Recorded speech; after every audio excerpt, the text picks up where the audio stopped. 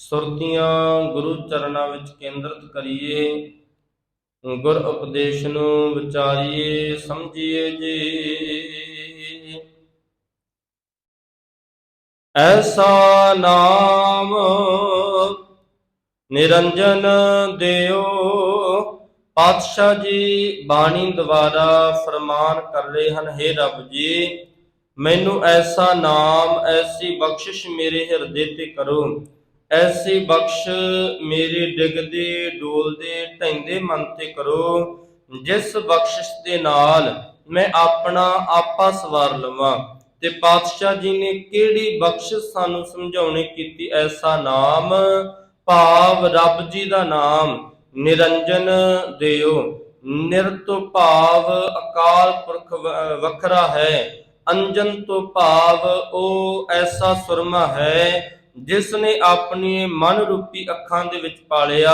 ਤੇ ਗੁਰਮੁਖੋ, ਅੱਖਾਂ ਦਾ ਜਾਲਾ, ਅੱਖਾਂ ਦੀ ਵਿਕਾਰਤਾ, ਅੱਖਾਂ ਦੀ ਕੰਗਾਲਤਾ, ਤੇ ਪਾਤਸ਼ਾਹ ਜੀ ਕਹਿ ਰਹੇ ਹਨ ਅੱਖਾਂ ਦੇ ਅੰਦਰ ਦੀ ਬਿਰਤੀ ਸੁਰਤੀ, ਦੇਖਣ ਵਾਲੇ ਮਨ ਦੇ ਅੰਦਰ ਜੋ ਭਰਮਾਂ ਦੀ ਕਾਈ ਚੜੀ ਹੈ, ਕੂੜ ਦੀ ਕੰਧ ਹੈ, ਉਹ ਸਾਰੀਆਂ ਖਤਮ ਹੋ ਜਾਣਗੀਆਂ ਤੇ ਗਿਆਨ ਦੇ ਸੁਰਮੇ ਦੇ ਨਾਲ ਰੱਬ ਦਿਖਾਈ ਦੇਵੇਗਾ।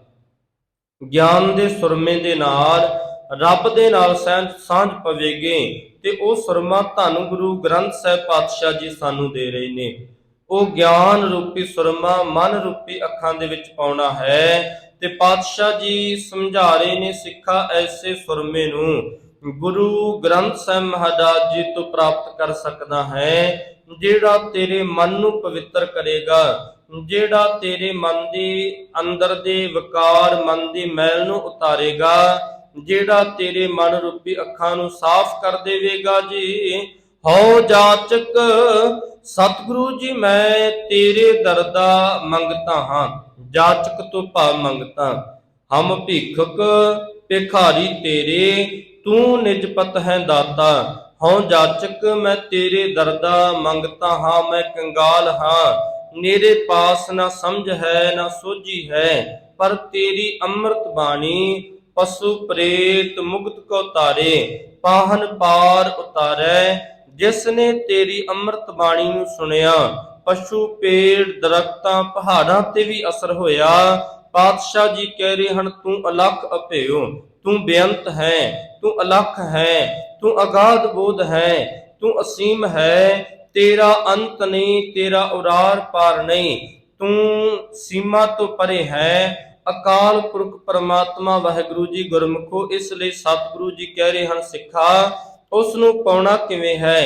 ਅਭੇਉ, ਉਸ ਵਿੱਚ ਅਭੇਦ ਕਿਵੇਂ ਹੋਣਾ ਹੈ? ਉਸ ਵਿੱਚ ਇੱਕਮਿਕ ਕਿਵੇਂ ਹੋਣਾ ਹੈ? ਉਸ ਦੇ ਨਾਲ ਸਾਂਝ ਕਿਵੇਂ ਬਣੇ? ਜਦੋਂ ਮਨ ਨੂੰ ਠੋਕਰ ਲੱਗੇਗੀ, ਮਨ ਜਦੋਂ ਗੁਰੂ ਕੇ ਚਰਨਾਂ ਵਿੱਚ ਆਵੇਗਾ ਤੇ ਭਾਗਾਂ ਵਾਲਿਓ, ਗੁਰੂ ਕੀ ਬਾਣੀ ਸਾਨੂੰ ਸਮਝਾ ਰਹੀ ਹੈ, ਗੁਰੂ ਕੀ ਬਾਣੀ ਸਾਡੇ ਮਨ ਨੂੰ ਠੋਕਰ ਰਹੀ ਹੈ, ਤੇ ਪਰ ਸਾਡੇ ਤੇ ਅਸਰ ਕੋਈ ਨਹੀਂ। ਅਸੀਂ ਗੁਰੂ ਦੀ ਸੁਣ ਕੇ ਵੇਖੋ, ਸਤਿਗੁਰਾਂ ਦੀ ਬਾਣੀ ਸਾਡੇ ਮਨ ਤੇ ਭਿਉਂ ਭਿਉਂ ਕੇ ਛਿੱਤਰ ਮਾਰ ਰਹੀ ਹੈ, ਪਰ ਗੁਰਮੁਖੋ ਸਾਡੇ ਤੇ ਅਸਰ ਹੀ ਕੋਈ ਨਹੀਂ। ਸਤਿਗੁਰੂ ਜੀ ਅੰਦਰ ਦਾ ਸੀਸਾ ਸਾਨੂੰ ਬਾਣੀ ਦੁਆਰਾ ਦਿਖਾ ਰਹੇ ਨੇ, ਅੰਦਰ ਦੇ ਵਿਕਾਰ ਬਾਣੀ ਦੁਆਰਾ ਦਿਖਾ ਰਹੇ ਨੇ। ਬੰਦੇ ਨੂੰ ਗੁਰਮੁਖੋ ਆਪਣੇ ਮਨ ਅੰਦਰ ਜਦੋਂ ਝਾਤ ਮਾਰਦਾ ਹੈ, ਪਾਤਸ਼ਾਹ ਜੀ ਸਮਝਾਉਂਦੇ ਨੇ, ਬੰਦਾ ਕਹਿੰਦਾ ਹੈ ਇਹ ਵਿਕਾਰ ਤੇ ਮੈਂ ਵੀ ਕਰਦਾ ਹਾਂ, ਇਹ ਮਾੜਾ ਕਰਮ ਤੇ ਮੈਂ ਵੀ ਕਰਦਾ ਹਾਂ, ਪਰ ਬੰਦਾ ਸਮਝਣ ਨੂੰ ਤਿਆਰ ਨਹੀਂ। ਇਸੇ ਤਰ੍ਹਾਂ ਛੇਵੇਂ ਗੁਰਦੇਵ ਸਾਹਿਬ ਸ੍ਰੀ ਗੁਰੂ ਹਰਗੋਬਿੰਦ ਸਾਹਿਬ ਪਾਤਸ਼ਾਹ ਜੀ ਦੇ ਸਮੇਂ ਦੀ ਬੜੀ ਪਿਆਰੀ ਗਾਥਾ ਹੈ। ਸਤਿਗੁਰਾਂ ਨੇ ਭਾਈ ਸੁਤਰੇ ਨੂੰ ਪਿਆਰ ਦੇ ਨਾਲ ਪਾਲਿਆ, ਸੰਭਾਲਿਆ, ਸ਼ਸਤਰ ਵਿਦਿਆ ਦੇਣੀ ਕੀਤੀ, ਬਾਣੀ ਦੇ ਨਾਲ ਜੋੜਿਆ। ਸਤਿਗੁਰਾਂ ਨੇ ਆਪ ਇਸ ਦੀ ਪਰਵਰਿਸ਼ ਕੀਤੀ ਤੇ ਗੁਰੂ ਕੇ ਚਰਨਾਂ ਦੇ ਵਿੱਚ ਗੁਰਮੁਖੋ ਇਸ ਦਾ ਬੜਾ ਮਜ਼ਾਕੀਆ ਸੁਭਾਅ ਸੀ, ਸੰਗਤ ਦੇ ਨਾਲ ਮਜ਼ਾਕ ਕਰਦਾ ਰਹਿੰਦਾ ਸੀ। ਧੰਨ ਗੁਰੂ ਹਰਗੋਬਿੰਦ ਸਾਹਿਬ ਪਾਤਸ਼ਾਹ ਬਚਨ ਕਰ ਰਹੇ ਨੇ ਤੇ ਭਾਗਾਂ ਵਾਲਿਓ, ਸਾਰੀ ਸੰਗਤ ਜੁੜ ਕੇ ਬੈਠੀ ਹੈ, ਗੁਰੂ ਕੇ ਅਨਮੋਲ ਬਚਨਾਂ ਨੂੰ ਸ਼ਰਵਣ ਕਰ ਰਹੀ ਹੈ। ਤੇ ਇਹ ਭਾਈ ਸੁਥਰਾ ਆਇਆ। ਭਾਈ ਸੁਥਰਾ ਥੋੜਾ ਚਿਰ ਸੰਗਤ ਵਿੱਚ ਬੈਠਾ, ਸਤਿਗੁਰਾਂ ਵੱਲ ਦੇਖ ਰਿਹਾ ਹੈ, ਤੱਕ ਰਿਹਾ ਹੈ ਤੇ ਭਾਗਾਂ ਵਾਲਿਓ ਅੱਖਾਂ ਦੇ ਵਿੱਚੋਂ ਹੰਝੂ ਵੀ ਨਿਕਲ ਰਹੇ ਨੇ। ਤਾਂ ਸਤਿਗੁਰਾਂ ਦੇ ਚਰਨਾਂ ਦੇ ਵੱਲ, ਗੁਰੂ ਵੱਲ ਪਿੱਠ ਕਰਕੇ ਬੈਠ ਗਿਆ। ਸਾਰੀ ਸੰਗਤ ਗੁਰੂ ਵੱਲ ਮੁਖ ਕਰਕੇ ਬੈਠੀ ਹੈ, ਪਰ ਇਹ ਸੁਥਰਾ ਗੁਰੂ ਵੱਲ ਪਿੱਠ ਕਰਕੇ ਬੈਠ ਗਿਆ। ਸੰਗਤਾਂ ਨੇ ਗੁਰਮੁਖੋ, ਕਈਆਂ ਦਾ ਧਿਆਨ ਬਾਣੀ ਵਿੱਚ ਨਹੀਂ ਹੁੰਦਾ, ਕਈਆਂ ਦਾ ਧਿਆਨ ਦੂਸਰਿਆਂ ਦੇ ਵਿੱਚ ਹੁੰਦਾ ਹੈ, ਇਹ ਕੀ ਕਰਦਾ ਹੈ। ਪਰ ਜਿਨ੍ਹਾਂ ਦਾ ਧਿਆਨ ਨਹੀਂ ਸੀ, ਉਹਨਾਂ ਨੇ ਗੁਰਮੁਖੋ ਬੜਾ ਬੁਰਾ ਮਨਾਇਆ। ਦੇਖਿਆ, ਤੱਕਿਆ, ਕਹਿਣ ਲੱਗੇ ਇਹ ਗੁਰੂ ਵੱਲ ਪਿੱਠ ਕਰਕੇ ਬੈਠਾ ਹੈ। ਸੰਗਤ ਵਿੱਚ ਉੱਠ ਕੇ ਹੀ ਕਹਿਣਾ ਸ਼ੁਰੂ ਕਰ ਦਿੱਤਾ।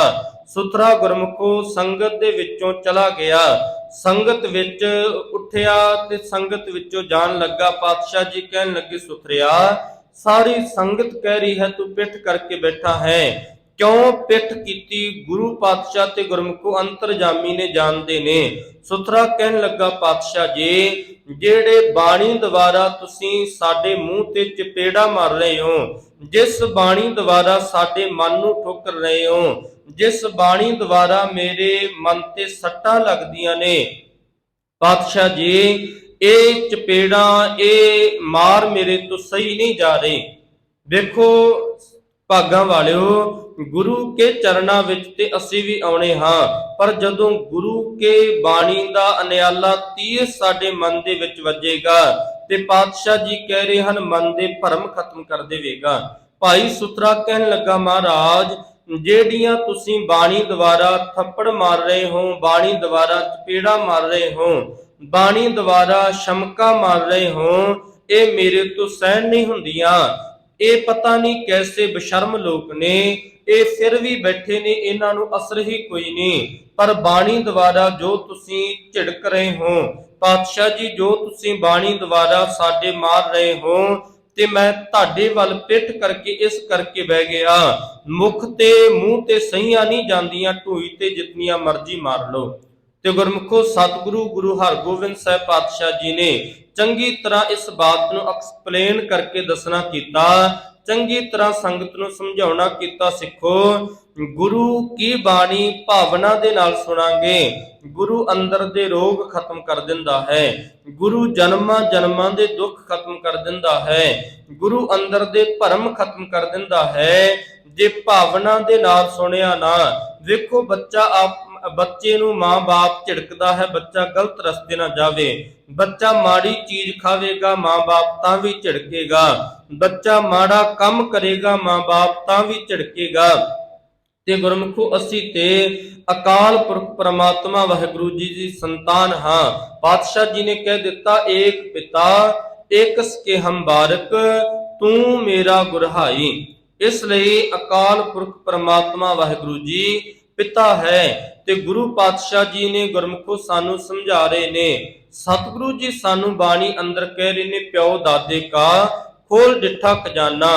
ਪਿਓ ਧੰਨ ਗੁਰੂ ਗ੍ਰੰਥ ਸਾਹਿਬ ਪਾਤਸ਼ਾਹ, ਪਿਓ ਧੰਨ ਗੁਰੂ ਨਾਨਕ ਦੇਵ ਪਾਤਸ਼ਾਹ, ਦਾਦਾ ਅਕਾਲ ਪੁਰਖ ਪ੍ਰਮਾਤਮਾ।